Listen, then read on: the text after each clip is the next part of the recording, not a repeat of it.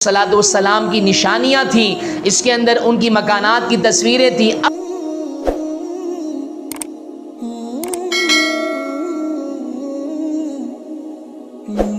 الحمدللہ رب العالمین والصلاة والسلام علی سید الانبیاء والمرسلین، اما بعد فاعوذ باللہ من الشیطان الرجیم، بسم اللہ الرحمن الرحیم۔ میرے محترم ناظرین، آئیں آج پھر ایک نیا موضوع کی ابتدا کرتے ہیں۔ تابوت سکینہ اور قوم عمالقہ۔ تابوت سکینہ کیا ہے اور یہ قوم عمالقہ کا کیا وجود ہے؟ تو تابوت سکینہ یہ ایک صندوق ہے جو حضرت سیدنا آدم علیہ السلام کو دیا گیا۔ اس میں اللہ تبارک و تعالیٰ کے انبیاء کرام علیہم السلام کی نشانیاں ہیں، اور حضرت آدم علیہ السلام سے لے کر یہ آیا حضرت سیدنا شعیب علیہ السلام پر۔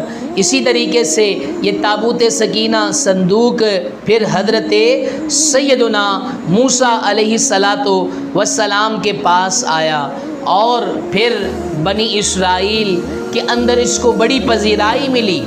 جی ہاں، تابوت سکینہ کو اتنا عزت والا سمجھا جاتا تھا، اور کیوں نہ سمجھا جائے، کیونکہ اس کا تعلق انبیاء کرام علیہم السلام سے ہے۔ جی ہاں، اس کے اندر تھا کیا؟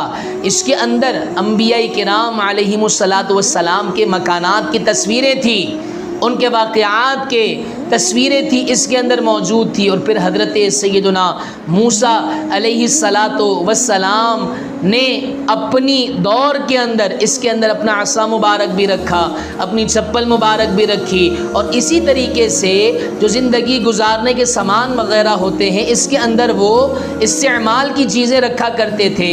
اسی طریقے سے حضرت سیدنا سلیمان علیہ السلام کی چپل مبارک بھی اس کے اندر موجود تھی۔ تو یہ تابوت سکینہ تھا، اور تابوت سکینہ اتنا باوقار تھا، اتنا عزت دار تھا، اتنا مرتبے والا تھا کہ بنی اسرائیل والے اس کو بڑی عزت دیا کرتے تھے۔ جی ہاں، جہاں فیصلہ پھنس جایا کرتا تھا، تابوت سکینہ کو سامنے رکھ کر فیصلہ کیا جاتا تھا، تو لوگوں کے اندر فیصلہ ایک باوقار انداز سے ہو جایا کرتا تھا۔ اسی طریقے سے اس کی باتوں پر عمل کیا جاتا تھا۔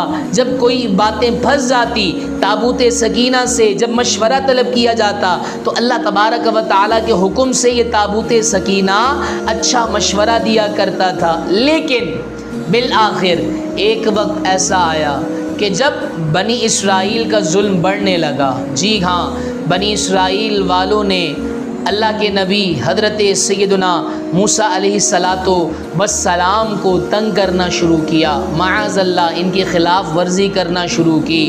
تو پھر اب یہ تابوت سکینہ رخصت ہو گیا، اور رخصت کیسے ہوا یہ بھی آپ کے سامنے عرض کروں گا۔ لیکن ان کی گستاخیاں کیا تھی؟ اللہ کے نبی کو ستانا، جی ہاں، اللہ کے نبی پر ایمان لانا، اپنے آپ کو بڑا سمجھنا۔ اور پھر اس واقعے کو اللہ نے قرآن میں بھی ارشاد فرمایا کہ جب ان کی جو ظلمانہ طریقے عروج پر پہنچے تو اللہ نے حضرت سیدنا موسیٰ علیہ السلام کو اور ان کے حواریین کو، ان کے ساتھیوں کو حکم دیا کہ اب یہاں سے ہجرت کر جائیں اور سمندر پار کر جائیں۔ فانفلق البحر، تو کیا ہے، سمندر کے اندر 12 راستے نکل گئے، اور اس طریقے سے اللہ تبارک و تعالیٰ نے حضرت سیدنا موسیٰ علیہ السلام کے پیروکاروں کو بنی اسرائیل میں سے کیا ہے نجات عطا فرمائی، اور فرعون کو اور اس کے تمام حواریین کو کیا ہے غرق فرمایا۔ تو جب یہ ظلمانہ طریقہ جب عروج پر پہنچا تو اب یہ تابوت سکینہ جو کہ اللہ کے انبیاء کرام علیہم السلام کی نشانیاں تھیں، اس کے اندر ان کی مکانات کی تصویریں تھیں، اب یہ بنی اسرائیل سے جدا ہو گیا۔ وہ جدا کیسے ہوا؟ ایک قوم تھی قوم عمالقہ۔ یہ قوم عمالقہ ایک قوم تھی، یہ مسلمانوں کے خلاف تھی، یہ بنی اسرائیل والوں کے خلاف تھی۔ اس قوم عمالقہ کے سردار نے بنی اسرائیل پر کیا ہے حملہ کیا، اور جس کے اندر کئی بنی اسرائیل والے مارے گئے، اور یہ تابوت سکینہ پھر چھن کر قوم عمالقہ کے پاس چلا گیا۔ پھر اسی طریقے سے حضرت سیدنا شمیل علیہ السلام کے دور کے اندر یہ تابوت سکینہ پھر دوبارہ بنی اسرائیل والوں کی طرف آ گیا۔ تو یہ تھا تابوت سکینہ اور قوم عمالقہ، جو کہ قرآنی واقعہ بھی ہے۔ اللہ کریم سے دعا ہے اللہ تبارک و تعالی ہمیں قرآنی واقعات کو سمجھنے کی توفیق عطا فرمائے، قرآنی واقعات کو سیکھنے کی توفیق عطا فرمائے، قرآنی واقعات پر یقین رکھنے کی توفیق عطا فرمائے۔ یہ ہے تابوت سکینہ، جو کہ ہمارے عرف کے اندر کیا ہے، یہ لفظ بولا بھی جاتا ہے لیکن لوگوں کو نہیں پتہ تھا، تو سوچا آج آپ کے سامنے یہ عرض کر دوں کہ تابوت سکینہ کیا ہے، تابوت سکینہ کب کتنا عرصہ رہا اور پھر یہ کیسے جدا ہوا، کس وجہ سے جدا ہوا۔ اللہ کریم سے دعا ہے اللہ تبارک و تعالی ہمیں عمل کی توفیق عطا فرمائے۔ یہ واقعہ ہمیں ایک درس بھی دیتا ہے کہ جس قوم کے اندر ظلم بڑھ جاتا ہے پھر نعمتیں ان سے کیا ہے، چھین لی جاتی ہیں۔ تو خدا را ذرا سوچیں کہیں ایسا تو نہیں کہ ہم سے نعمتیں چھن جانے کا سبب ہمارا ظلم تو نہیں، کہ دین کے ساتھ ہم کہیں غداری تو نہیں کر رہے۔ اللہ کریم ہمیں اس درس سے عبرت حاصل کرنے کی توفیق عطا فرمائے، قرآنی واقعات کا مطالعہ کرنے کی توفیق عطا فرمائے۔